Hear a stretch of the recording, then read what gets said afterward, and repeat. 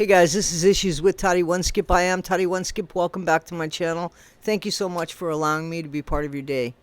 As always, guys, you keep growing and growing and growing, and I appreciate that. So I just want you to know that I have been in the chat, not as much as I'd like to be. I slept a little bit today. For those of you that don't know, I do work full time, so I'm trying to do everything.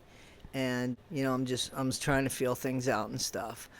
But I found a video by Kelli Copter. So guys, real quick, I know a lot of you know all about Scientology, but there might be a handful of you that don't. So real quick, what Scientology is: years ago in the 50s, it was a self-help book called Dianetics. From somebody who was a prolific science fiction writer named L. Ron Hubbard. Wrote the most science fiction books in the world, actually in the Guinness Book of World Records for the most pulp fiction. The reason why it's called pulp fiction, just so you know, a little trivia, is because of the paper it was written on. It was pulp. And so anyway, he is in the Guinness Book of World Records as the most prolific writer. He has written more shit than anybody else. Sorry, his genre was science fiction, and but he came up with this self-help book called Dianetics, which swept off really well, and from there he built a religion so that he could get tax exemption, and that became Scientology. And Scientology was basically built on self-help, but then all of these other tentacles were born from it, and it became control. And if you don't like what we do or say, we're going to disconnect you from your family. You're going to be labeled a suppressive person.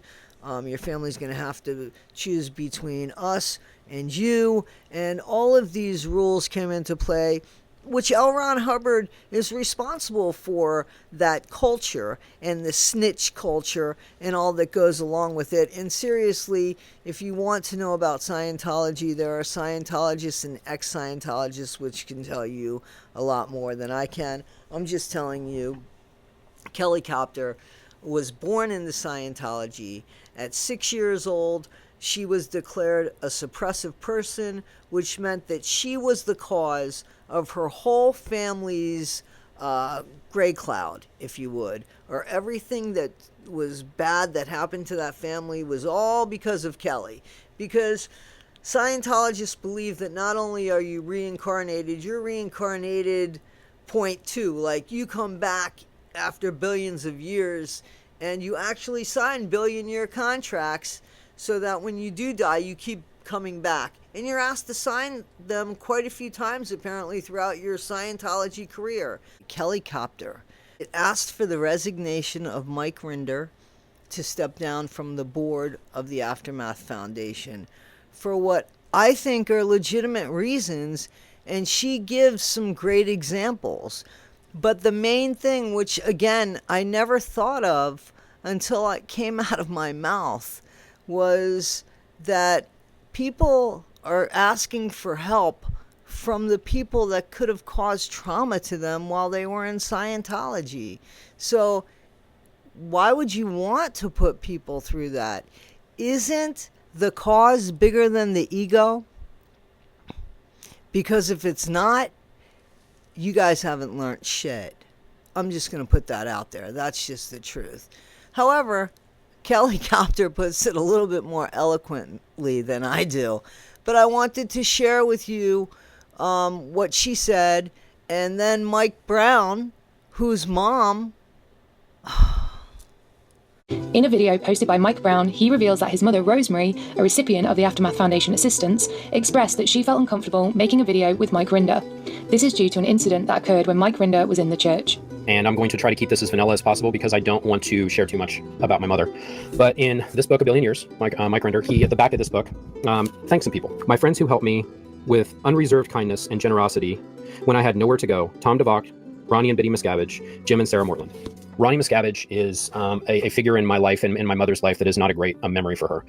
My mother worked for Ronnie for a number of years, and during the large portion of time that she was working for him, and he's the brother of David Miscavige, Ronnie Miscavige Jr., he was involved in very unethical things that were sexual in nature while she was his secretary, and he would expose himself to her. He would make her give him massages. And he would sometimes grope her. So those are the things that would happen. Now, one instance that Rosemary shared with me, and she shared this with me after all of this stuff started transpiring, and the Ford Green response came with the fleas and dogs, and I knew that this was going to blow up. I talked to my mom and I said, "Hey, Mom, this stuff's going to blow up. I want you to know about it because I don't want you to be kind of caught off guard." Because for her, it's hard for her to quantify the importance of these things. Like, I know if literally all this, like if everyone stops watching all this stuff, we'll just do it another way. It really doesn't matter. The work's going to continue no matter what. But for her, it seems significant. So I told her about this stuff, and she said, "Mike, I need to tell you something." And I'm like, "Well, what is it?" She's like, I haven't told you a certain thing about Mike Rinder. And I do have this recorded. I'm not going to play it because I'm not going to put her through this indignity. But she shared with me, she said, "Mike, one time on a Sunday morning, Kathy and Mike Rinder, they were in their room. The Rinders and the Miscaviges, they shared a residence. And then Ronnie and Biddy were in their room, and I'm pretty sure Biddy was asleep, dead tired because she was always working so hard. Ronnie had come out in his towel, and through his towel had an erection, and fully visible, and asked, and I was out there ironing clothes and trying to make coffee and trying to do what I was supposed to do. And he then said he needed a back rub, so she had to go over there and start rubbing his back. While this was happening and he had himself exposed, Mike Rinder walked out of Mike Rinder's room and saw this happening and said to Ronnie, "Ronnie, what the hell are you doing?" Giggled a little bit, grabbed a cup of coffee, and went to work. According to Mike Brown, Rosemary had told him that Mike Rinder had witnessed her sexual abuse by Ronnie Miscavige and was upset to see that Ronnie was thanked in the brand new afterword of Mike Rinder's book, A Billion Years. Mike Brown expressed concern to the president of the Aftermath Foundation, Claire Headley, that they did not want to work with Mike Rinder in the telling of Rosemary's story, which I think is fair enough, considering Mike Rinder and Rosemary's history. Mike Brown was told that this was not a possibility and Mike Rinder would be involved with the project. So let's take the emotional charge things out of it that are Scientology and the Aftermath Foundation. Just completely forget those things exist. If you have a survivor outside of that is going to a person that probably has information that could be important for her to understand what was going on and to get information, and then at some point that interaction devolves into something that looks like it is perceived as unethical, that is not okay. So a person that is in the position to offer that help, if they're going to self-incriminate somehow and to have all of these things go on, they probably need to step back from doing that because it's going to get messy. That's my opinion. Guys, with that alone, that's enough for Mike to step back and say, wow, maybe this is a conflict of interest. Because, as they say, Mike has a paramount role in breaking down Scientology for the layman to understand. And that is huge in helping bringing the church down. And talking about the deep darks, even if they have to do with him. And Mike apologizing for the things that he really did know. So yeah, Kelli's story, which I want you guys to listen to, she gets declared a suppressive person. She is the person that's pulling in all of the bad stuff for her family. This causes a major disconnection between her and her family, and her dad ultimately and her end up talking just recently. And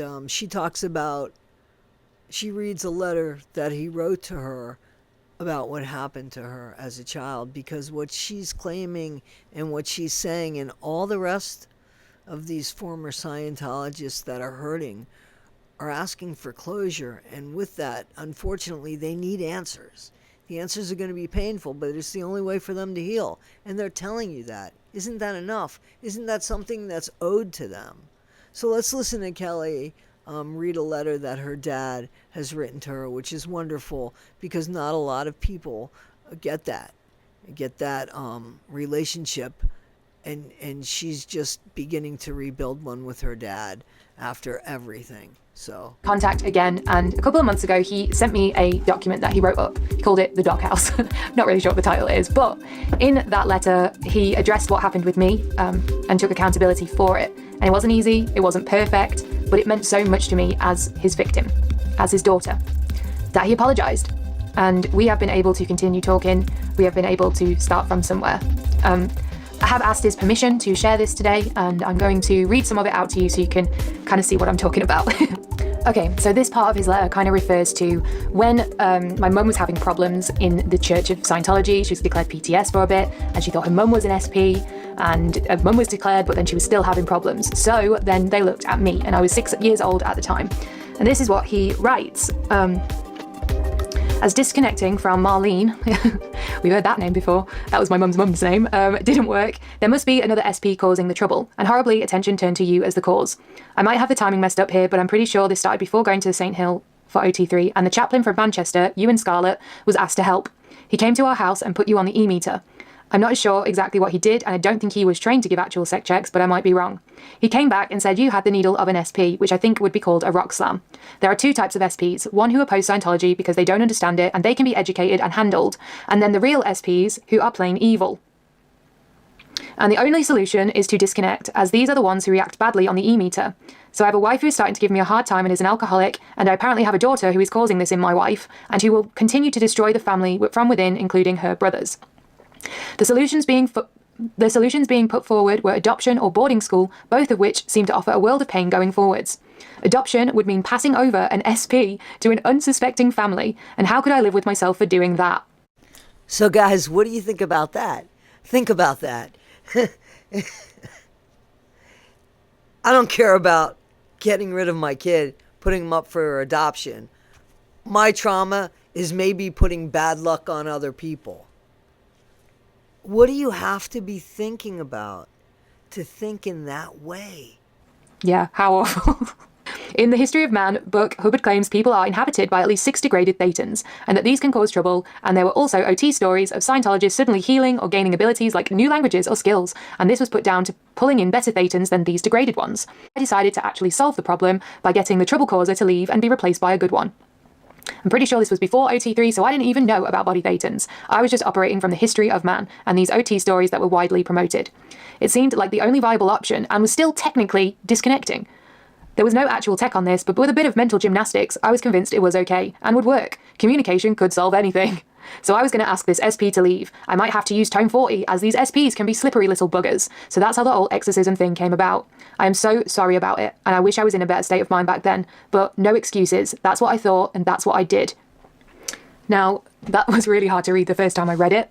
I've shared that with you today to show what taking accountability looks like. He admitted what he did to me. And he said sorry for it. And I believe that he is sorry, and I forgive him. And every single child of Scientology will have to have this day with their parents, where they will have to forgive them. It's going to be different for everyone, and some parents might never take accountability, never take responsibility, and never be offered the chance to be forgiven. It hurts us because we want to forgive you.